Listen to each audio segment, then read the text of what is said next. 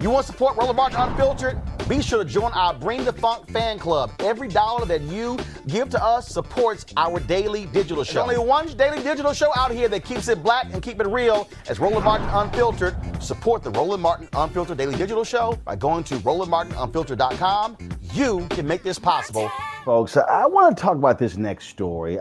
Typically, I ignore stories like this, okay? I don't do a lot of entertainment and sports on here. I do no gossip because, frankly, we are inundated with that in Black America when it comes to pop culture and entertainment and sports. But I saw the video that Chloe Bailey put out celebrating her 1 million social media followers. And then I saw it. Then I saw all these. I saw the tweet. All of a sudden, then this reaction. All these people who were trashing her because of her video, and it frankly pissed me off. So here's the original video.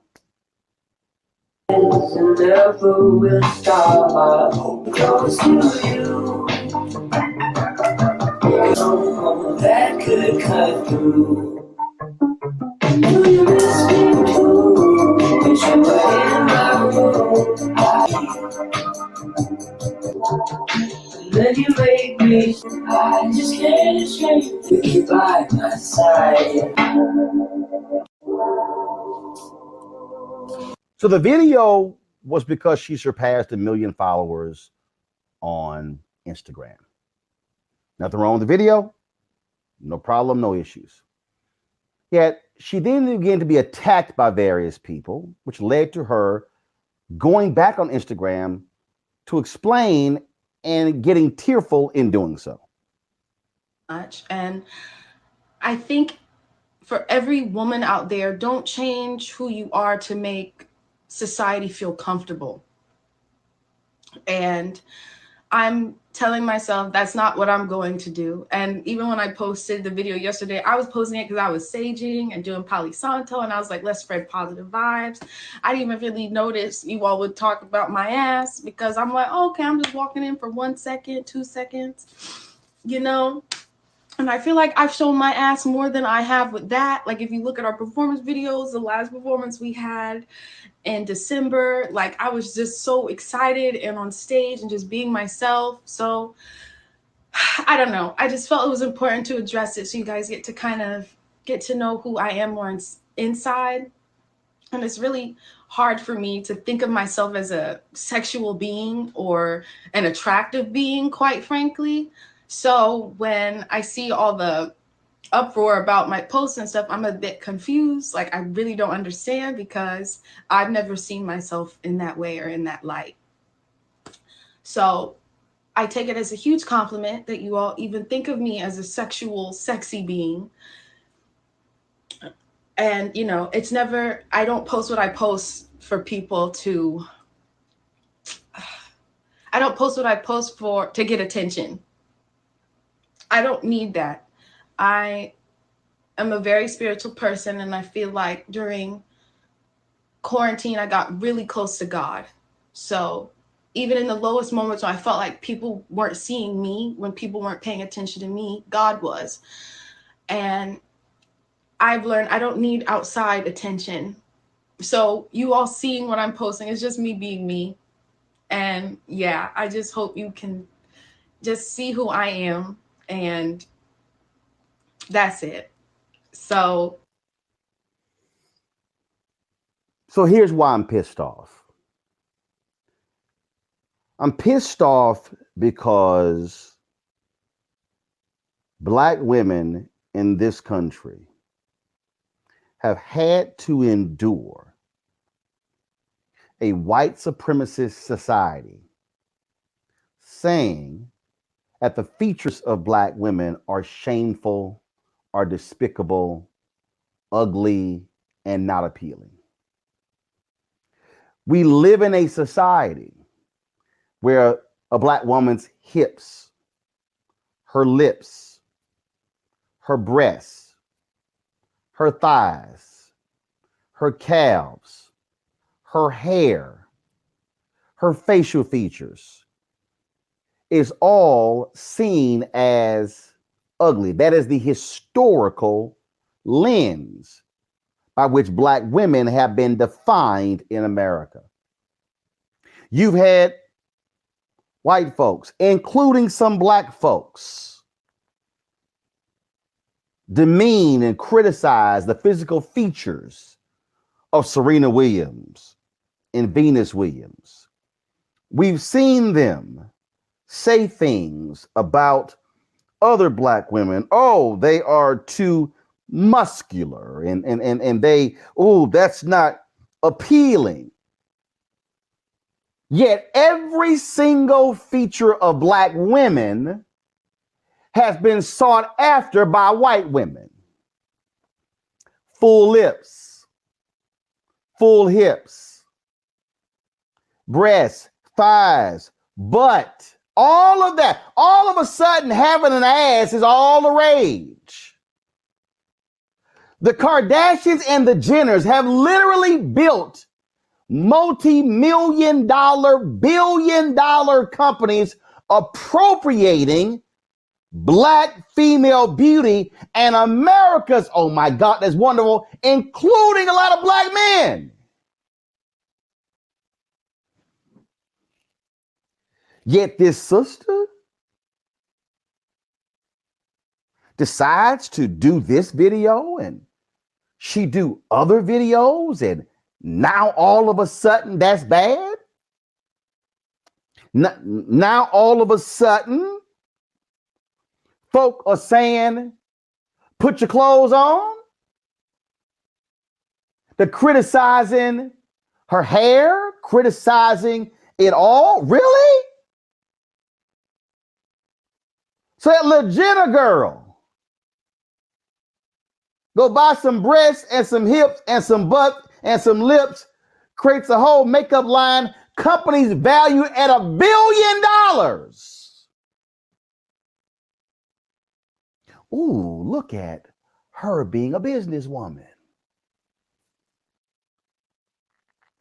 You got all these athletes. Oh my God. Let me tell you something right now. Kim Kardashian gets divorced from Kanye West. It's going to be a whole line of folks lining up trying to get with her.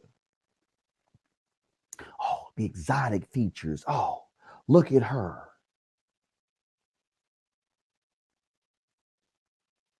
Go to the conservative websites, Daily Caller. Oh, they posting videos, photos of women. New York Daily News. There's a white woman who's a golfer, Paige. I forgot her last name. I swear she on the New York Post every single day, wearing some tights, showing her breasts and showing her body.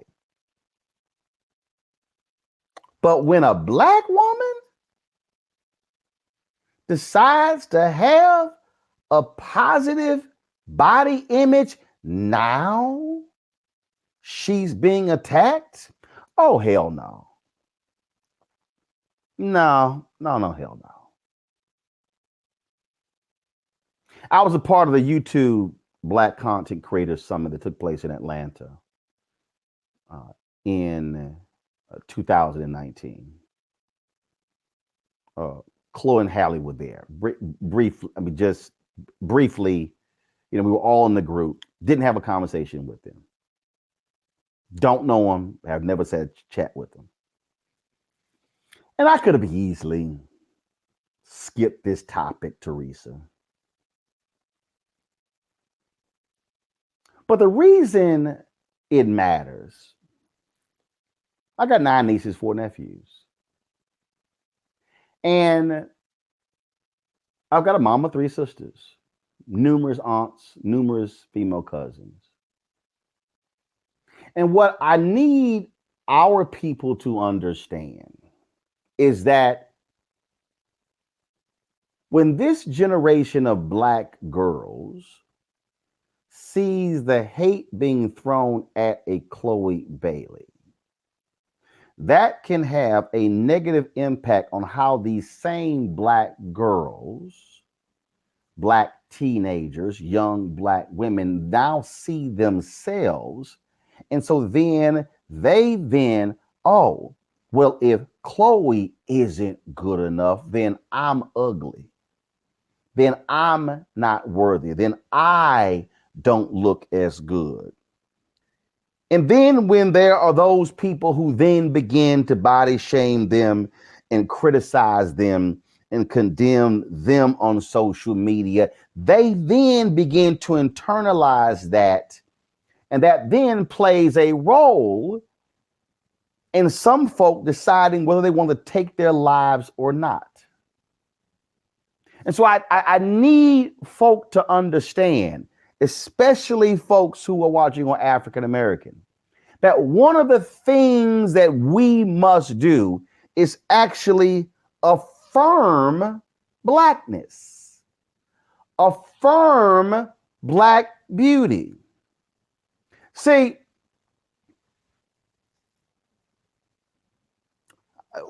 I did a 8th grade graduation for Father Michael Flager. And whenever I do graduations, I stand there and I shake the hand of each graduate, whether that's an 8th grade, whether it's a high school, whether it's a college.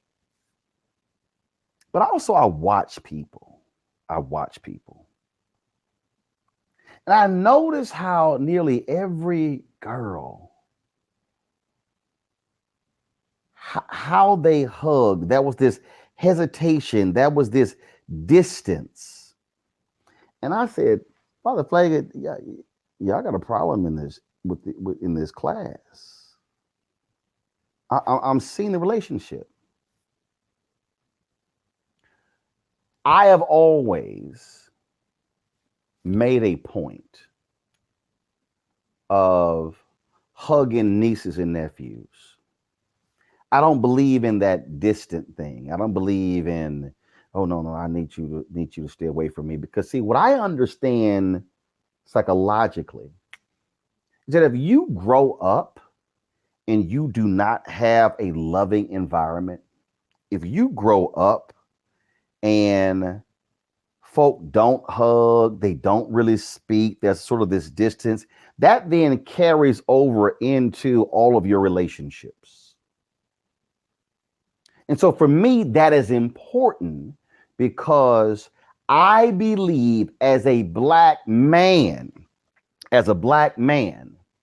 that I need to show the black girls and the black women in my family how to have healthy relationships where we are not afraid to hold each other and embrace each other. And I dare say we cannot be silent when a black woman, a young black woman like Chloe Bailey is attacked because she needs to have the public and virtual embrace of our people where we are affirming her black beauty so she understands there is nothing wrong with who she is, Teresa. Yeah, on so many levels, Chloe Bailey's story is similar to millions of young women and women who are older right now, who have still been going through so much of this body shaming and much of the humiliation that has been going on, not only in our culture, but through social media, through the impact of words. And it's very, disconcerting because as we look at our young women, we can mentor, to a certain extent through organizations, through programming. But you're right. It takes the love. It takes the hugs. It takes that intimacy of knowing what a relationship feels like, what love actually feels like, because otherwise they're going to social media outlets that is telling them that they need to enhance, or they'll get targeted ads, filtered to them based upon looking at, one of the Kardashians' line of work that they've done to their bodies or to their face, or, showing that they can, have a black man and still be able to talk about black issues. It's very interesting. But I think what what I got from you, Roland, is the opportunity, that women like myself and other women who are in leadership, who are doing well, is to give that compliment, to give that you are, bold, you are beautiful, you are everything that you need to be. And so I think there is, something that we all need to do is to, when a young Black woman is being attacked, the community and the culture and every other organization, but as an individual, just needs to say something. I think the silence in our communities has hurting us so much that, we're seeing more young women in abortion clinics than we are seeing them in business schools. So I think there is a lot to say there. But moreover, when we police Black women, especially their bodies, we are essentially telling them that they are not worth it. But we all know that we are worth it, because it looks like capital America is capitalizing off of us. So there is more that we need to do, but I believe it starts with us individually taking a conscientious approach on how we deal with each other first. Rena, I've raised the point. First of all, I have a typical ban on this show when it comes to anything Kardashians or Jenner, like flat out ban. But the reason I'm raising this is because I understand double standards, and I understand how America, white America, will fully embrace a Kim Kardashian, Jenner's, and then Black folks do the same. But then I also understand how Black self-hate can also lead to a condemning or a condemnation of a Chloe Bailey. When I look at some of the comments, oh, she's sitting here and she's, doing videos and she is wearing her underwear. Please tell me the difference between that and somebody in a bikini. Please tell me the difference between folks who are hugely popular and making hundreds of thousands of dollars and millions of dollars as swimsuit models. Please tell me the difference when CBS aired the annual Victoria's Secrets fashion show from Miami, which last I checked were women who were walking down runways with huge feathers on wearing underwear. I really think what we're dealing with here, Rena, is we're dealing with people who are not happy when a Black woman decides to say, I'm beautiful, I'm sexy, and I really don't care if y'all got a problem with it. And in one of her videos, she talked about how she had to deal with feeling negative about her own body. What people have to understand is that this affects Black women when you have this level of hatred. When Black people have said you've got nappy hair. We all remember the video of the young Black girl who was having her hair combed, and the sister, I believe she was a babysitter, it was a mother, I can't remember, who was like, no, baby, you are beautiful. Baby, you are gorgeous. The reality is, because of the history of white supremacy in America and Black people being victims of white supremacy, then taking on the Stephen mindset of white supremacy, we then can have self-hate, not realizing where our self-hate originated from, and it wasn't from us, it all stems from white supremacy in America. Talk, Roland. Black women are particularly vulnerable to the effects of European standards of beauty. That's what this is about, European standards of beauty. And that's what we live with in this country, because those standards emphasize skin color and hair types that exclude many Black women, especially those with darker skin.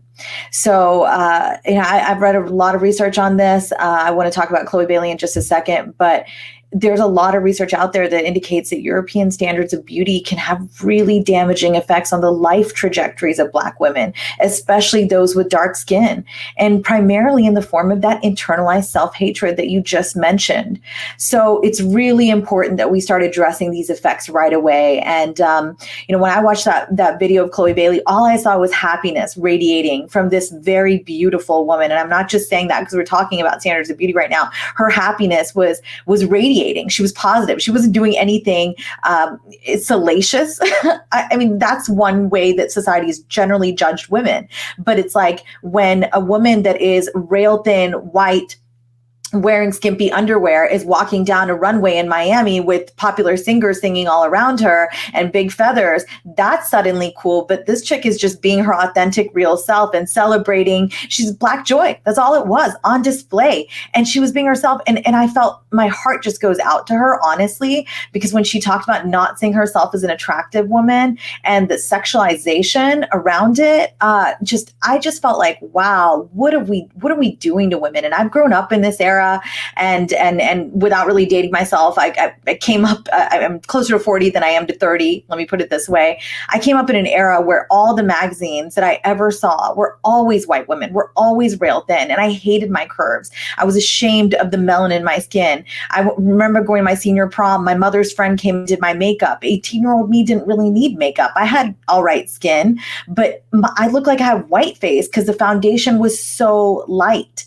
And it's because of where I grew up in rural West Virginia, there just weren't that many people of color, Black, Indigenous people of color. There just were not that many of us. And so what was available in the drugstore even wasn't really reflective of our skin tones. And I look back in those pictures and I cringe because I didn't need makeup. I didn't need that foundation 3 shades lighter that my mom was sort of saying, make her lighter, because these are the standards of beauty that our bodies, women in America that came up in my age demographic, primarily, these were the messages being sent to us by corporate America, by advertising execs, that we were not right if we weren't white, that any amount of melanin in our skin suddenly put us in a different category. And I just want to thank you, Roland, really genuinely from the bottom of my heart, being honest and open as a male about how you embrace your family, your relatives, and just showing them it's okay who you are. Your body is just fine the way it is. I even dealt with feelings as recently as last month of feeling ashamed, going somewhere and putting on a blazer because I was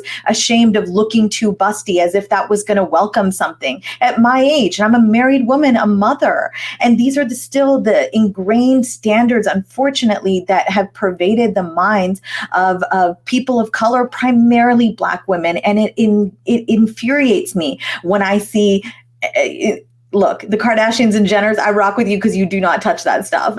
But it infuriates me to see them totally appropriate what is Blackness and be celebrated for it. Yet the very people that these traits belong to are being shunned and being given this kind of treatment that Chloe was. It is not all right. And I just want to I want us to have an even more open dialogue. I'm confident that by the time my girls get older, they will be celebrating the skin they're in, and they will not get the messages that I got.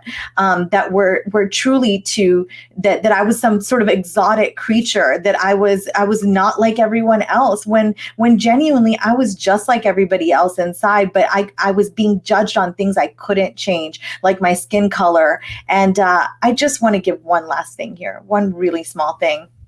I was visiting New York City when I was in my early teens, and I was from West Virginia, and I had great parents that always actually, besides my mom, a little bit of friction there with the skin color stuff, but my dad definitely didn't subscribe to any of that colorism stuff. But I was visiting New York City, and I was on a train with a cousin, and there was a Black woman who came up to me and she said, "How much for your hair? Can I buy your hair? You're Indian, right?" And I was like, "No, I'm American. My parents are from India." And I just couldn't believe she wanted to buy my hair. I thought, I was so confused. I didn't understand why she wanted to buy my hair. And because I looked at her hair and I liked it. I was like, I like your hair. And I was an innocent young girl back then, but this is a vignette of exactly how wrong society has treated Black women, and to make us, women of color, but make my Black girlfriends think that they were not enough, that they needed to have something else, be something else to be beautiful. So wrong. And I look forward to the beauty industry changing. I've seen evidence of it changing, and I'm confident that it'll continue to, because that's what needs to change first, genuinely.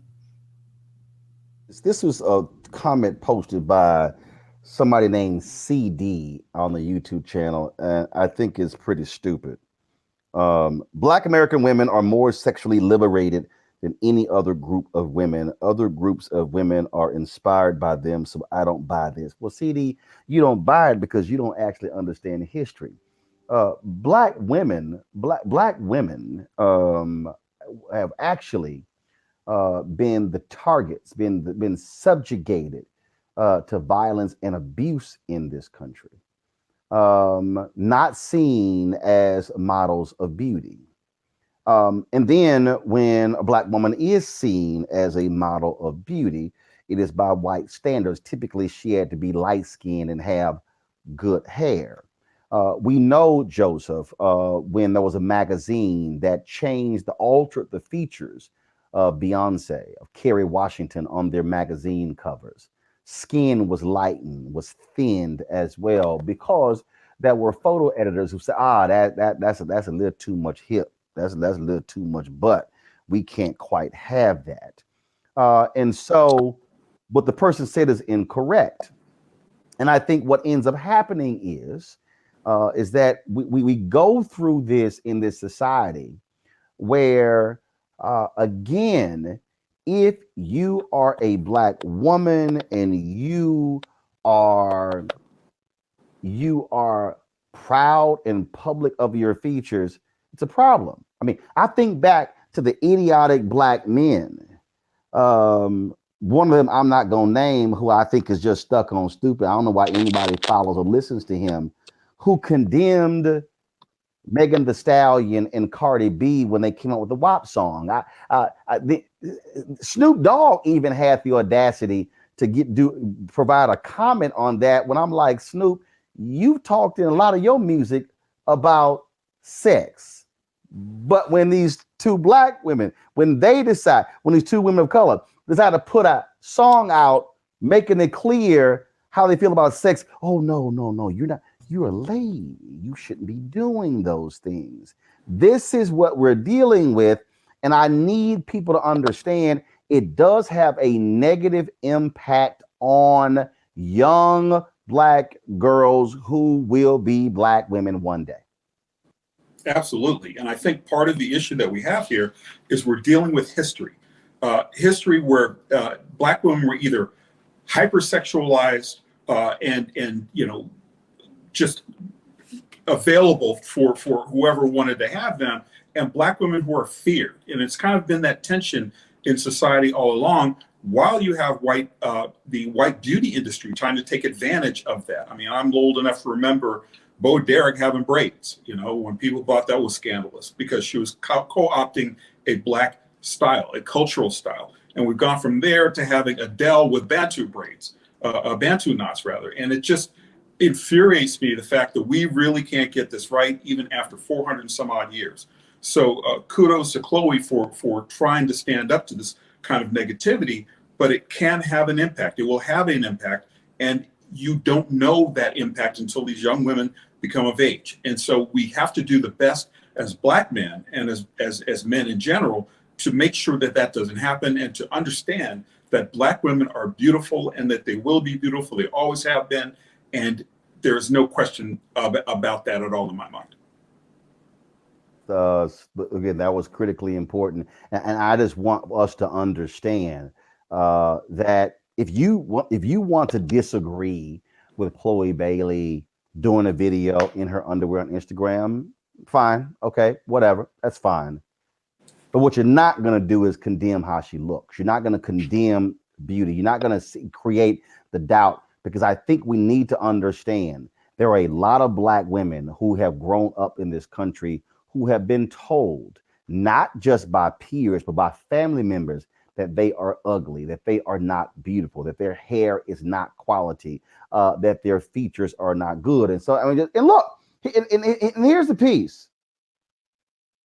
social media changes. And look, we all say things, and we might crack jokes, and we might do things along those lines. But we do have to understand that there is a significant difference in America in the policing of Black women's bodies. We need to understand that that is real and not something that we can simply ignore. All right, folks, back to our Roland Martin Unfiltered video in just one moment. It's time to be smart. When we control our institutions, we win. This is the most important news show on television of any racial background. Y'all put $2, $3, $4, $5, $10, $15, $20, $30 on this and keep this going. What you've done, Roland, since this crisis came out in full bloom. Anybody watching this, tell your friends, go back and look at the last 2 weeks, especially of Roland Martin Unfiltered. I mean, hell, go back and look at the last 2 days. You've had sitting United States senators today, Klobuchar and Harris. Whatever you have that you can bring to Roland Martin Unfiltered to support it, please do, because this information may literally save your life. Watch Roland Martin Unfiltered daily at 6 p.m. Eastern on YouTube, Facebook, or Periscope, or go to RolandMartinUnfiltered.com. Support the Roland Martin Unfiltered Daily Digital Show by going to RolandMartinUnfiltered.com. Our goal is to get 20,000 of our fans contributing $50 each for the whole year. You can make this possible. RolandMartinUnfiltered.com.